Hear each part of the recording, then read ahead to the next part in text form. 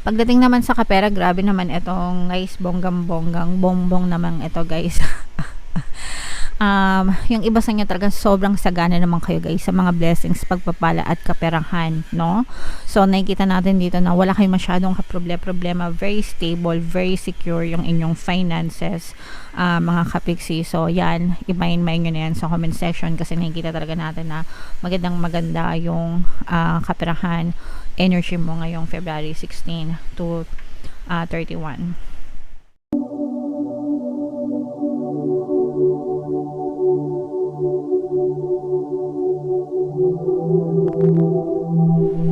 Hello guys, hello Gemini, welcome back to Pinoy Pixie Tarot. Ang pamagat ng episode natin for tonight is mid-month kapalaran para ngayong February 16 to 29 para sa Gemini, Sun, Moon, Rising, Sign, and Venus. General reading lang guys, pwede mag-resonate, pwedeng hindi.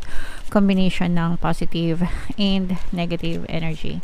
So, shuffle natin tong cards guys. Tingnan natin yung mga mensahe para sa inyo ng inyong mga gabay. So, meron tayong eruption energy, meron tayong disguise, and meron din tayong multiverse na energy. So, for some of you guys, no, kalma lang, keep calm, mga kapiksi, kasi baka masangkot kayo sa isang sitwasyon, sa isang circumstance, sa isang event. Baka meron kayong makatalo na tao, makabangayan, ganyan, and baka sumabog kayo, okay? Yung galit ba, nag-aalborotong galit, ganyan. And sometimes, medyo late na pag na-realize natin na may masamang epekto na idudulot yon sa atin. So, hanggang maiiwasan, mga kapiksi na masangkot sa mga sitwasyon na nakakapagpainit ng ulo guys, iwasan na habang maaga pa para hindi nyo pagsisihan yung mga consequence nun after that. Okay, kasi most of the time, di ba nakakasira ito ng relasyon, sometimes nakakasira ito ng pakiramdam sa sarili, di ba? So, wag niyo nang hayaan na dumating kayo sa ganung punto. Meron ditong disguise kasi feeling ko yung iba sa inyo parang meron kayong madidiscover na isang tao na nanloloko sa inyo, no? Nagdi-disguise siya. Kumbaga, nagbabalat kayo, no? Tagalog ng disguise is nagbabalat kayo. So, maaaring pinakikisamahan mo siya ng maayos kasi akala mo mabait siya, yun pala nasa loob yung kulo niya. And pag na-discover mo yun, maaaring doon magsimula yung galit mo, yung nag-aalborotong galit mo, okay? So, again guys, kontrolin nyo lang, mga kapiksi, yung inyong emosyon. Huwag kayo masyadong maging reactive. Kalma lang palagi, no? Kumbaga, huwag nyo dalhin sa ulo yung init ng ulo. Huwag nyo dalhin sa kukote nyo yung init ng ulo. Palaging huminga ng malalim, kalma, bago magsalita, bago umaksyon, para hindi kayo mapahamak. Alright? And then we have the multiverse energy.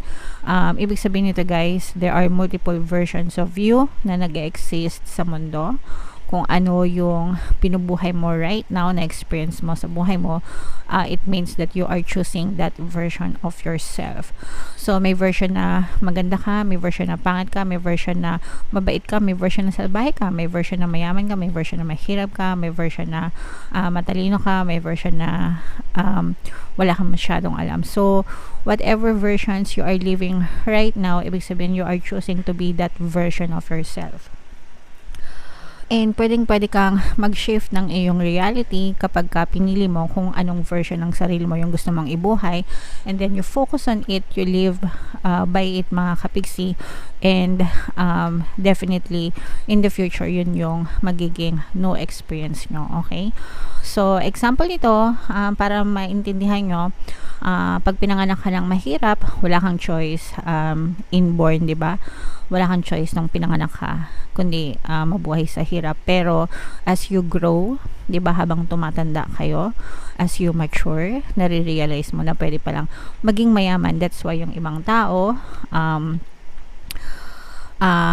nung mga bata sila, mahirap sila, pero habang nagkakaedad sila, nagsisikap sila, nagkakameron sila, so nakaalis sila sa kahirapan. Alright? So, ibig sabihin, they chose to be that version na mayaman, masagana, maasenso, maayos yung pamumuhay. Nakaalis sila sa old version nila, which is mahirap na buhay. Whereas yung ibang tao naman, pinanganak na mahirap, hanggang sa tumanda sila, mahirap na lang sila. It's because tinanggap na nila na mahirap ako, this is me, ito yung buhay ko, so ganon, no? Tinatanggap na nila yung version na yun.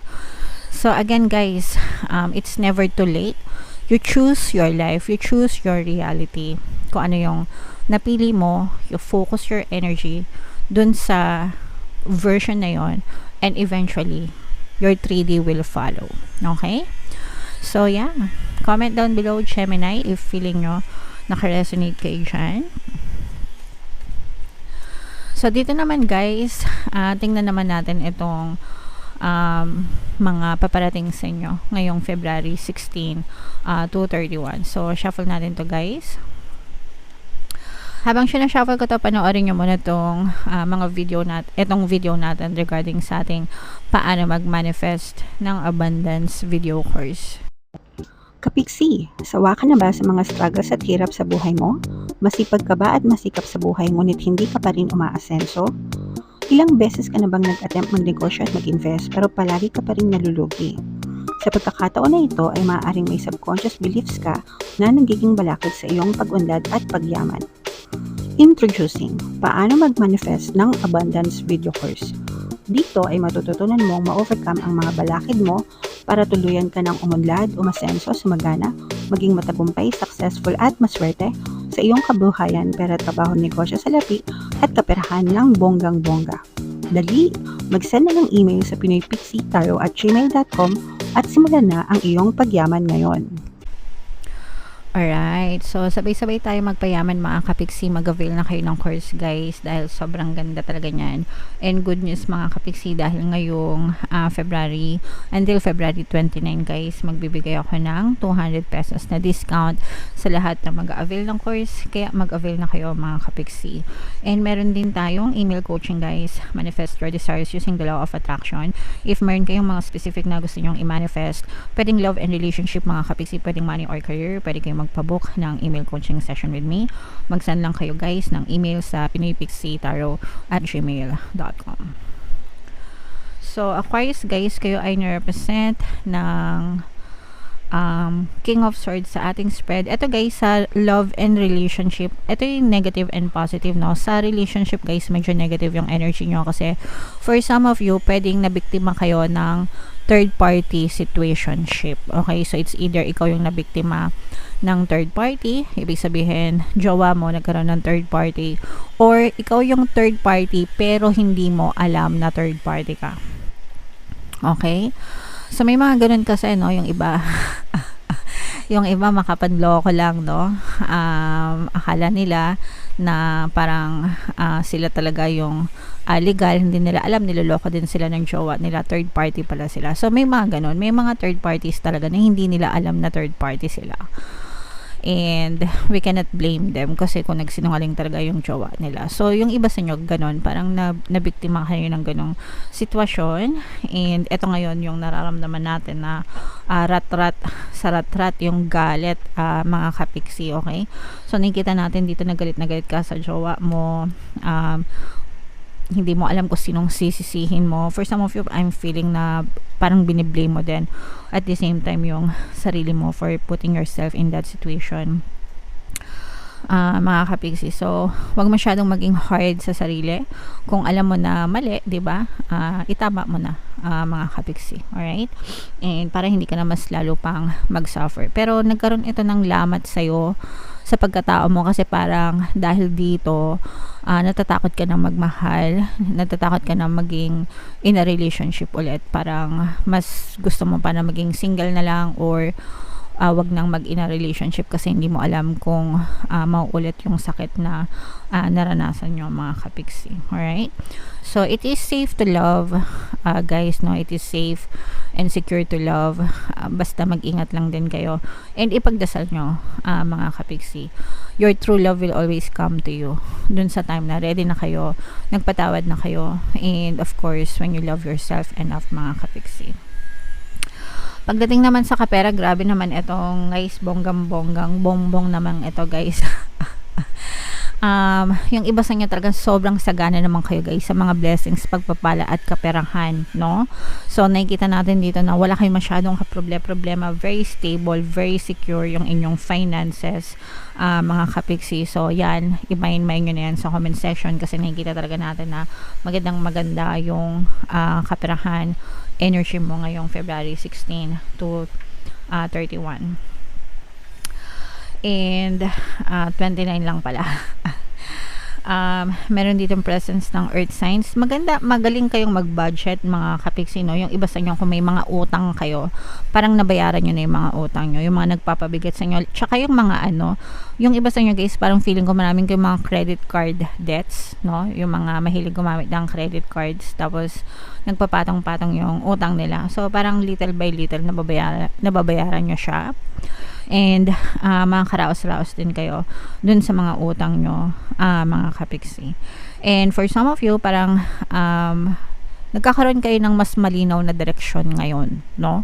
Kumbaga, kung dati go with the flow lang kayo, parang autopilot, day in, day out, ganyan. Pero ngayon, parang ikaw na yung nagpe-pave ng way dun sa daan na gusto mo, no? So let's say for example, gusto kong maging negosyante ako. So ikaw yung nagdidikta sa sarili mo kung anong klaseng business itatayo mo, kung online ba, offline ba, or physical ba, ganyan. Kung gusto mo ba ng single entrepreneurship or corporate, partnership, ganyan.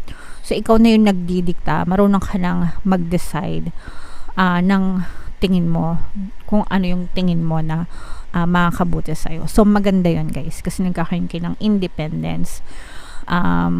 Natututo kayo, nag-grow kayo, and mas masarap yun. Mas masarap sa pakiramdam na free kayo. Alright? Okay. So, yun ang iyong overall reading. Gemini, comment down below if naka-resonate kayo dyan. So, i-mind nyo yan sa comment section yung mga positive, no? Itong abundance of money na to, yan talagang itong mga pagkabayad nyo sa utang and yung mga second chance mo na talagang magkaroon ng magandang direksyon sa buhay. So, i-mind mo yan sa comment section, mga kapiksi. Okay? Ito yung ating mga pampaswerte subliminal, guys. Pakinggan nyo kasi sobrang ganda talaga yan. Unled at aasenso talaga kayo. And ito naman yung ating success stories ng paano mag-manifest ng abundance video course. Click here to subscribe, guys, and click here to join our membership program. Thank you for liking, sharing, and subscribing. See you again next time.